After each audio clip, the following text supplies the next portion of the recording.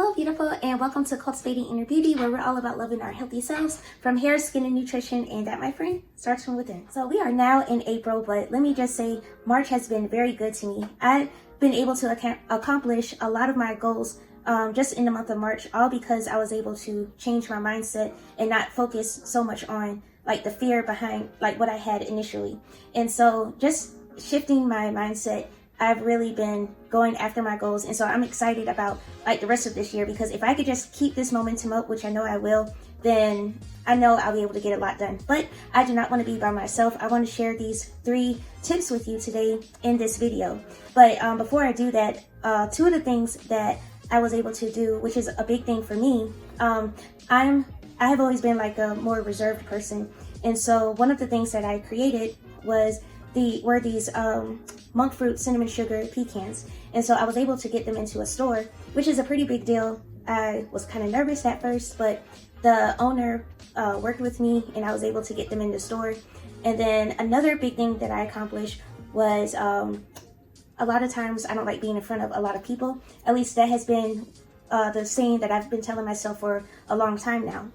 But for Easter Sunday, I sung on the choir for the first time at my church. And yeah, our church is pretty big. And so singing on the choir with all of those people, it was fun. It was more fun than I thought. I actually didn't have any feeling of nervousness or anything. And so just being able to do those big things, which is it's a big deal for me.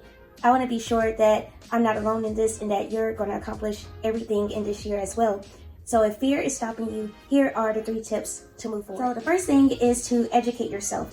I know for me, as far as getting the pecans into the store, I had to do a lot of research into like what it takes to get into the store and really write down those steps for me to make it clear. Because one of the things that brings on fear, at least for me, is because I don't know everything. And you really don't need to know everything, but if you want to have more clarity into the area that you're going to go into, you want to at least do some research and know something about the industry that you're trying to go in. The same as for if you're trying to get into a new job, if you're trying to start a business or whatever you're trying to create or whatever you're trying to do, you just want to be sure to educate first. My second tip is to identify the fear. My fear was rooted in abandonment and rejection. I hated that feeling of rejection.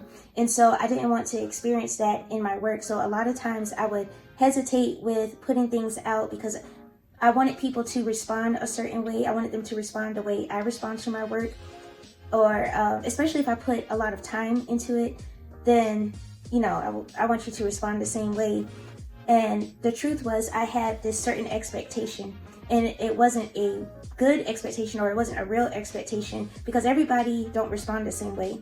And so I was just creating these other ideas in my head. And so because I had a certain expectation, that also brought on fear as well. And so I had to get to the root of why I was feeling those feelings, and in order for me to move forward. And my final tip for you is to not do it alone. You may want to find a community that will help support you along the way. Going along the path by yourself is very hard, and if you're in your head the entire time, then it's easy to get into your fear and not want to start or do anything. And this will stunt your growth, and this will actually be a big distraction for you. So it's good to have that community that can help push you along the way.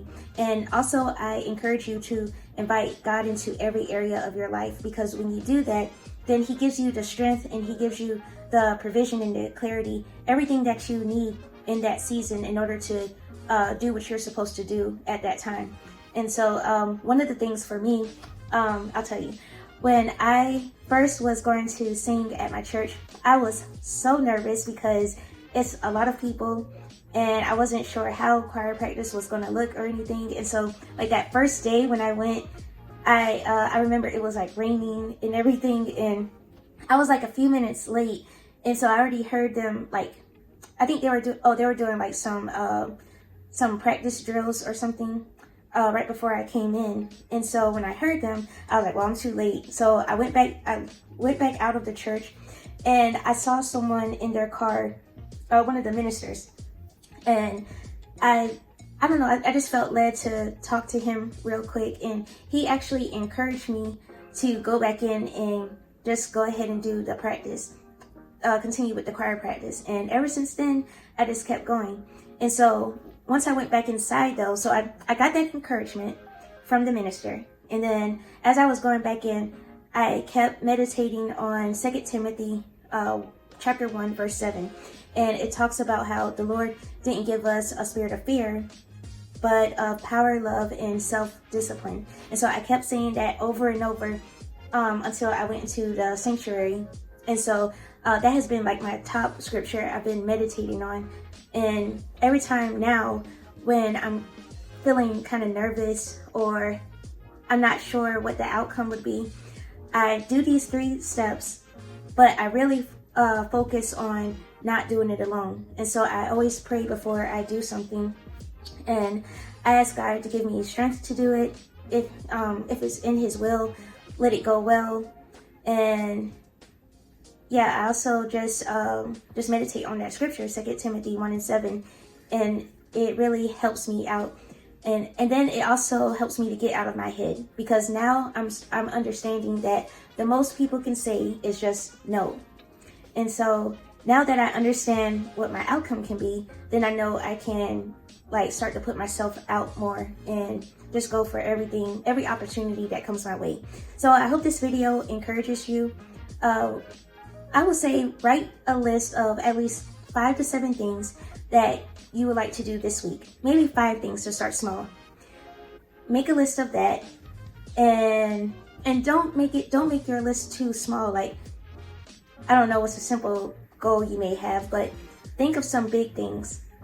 And then do these steps that I shared with you in today's video, and then let me know in the comments what was the outcome, or where are you now with your mindset when it comes to that.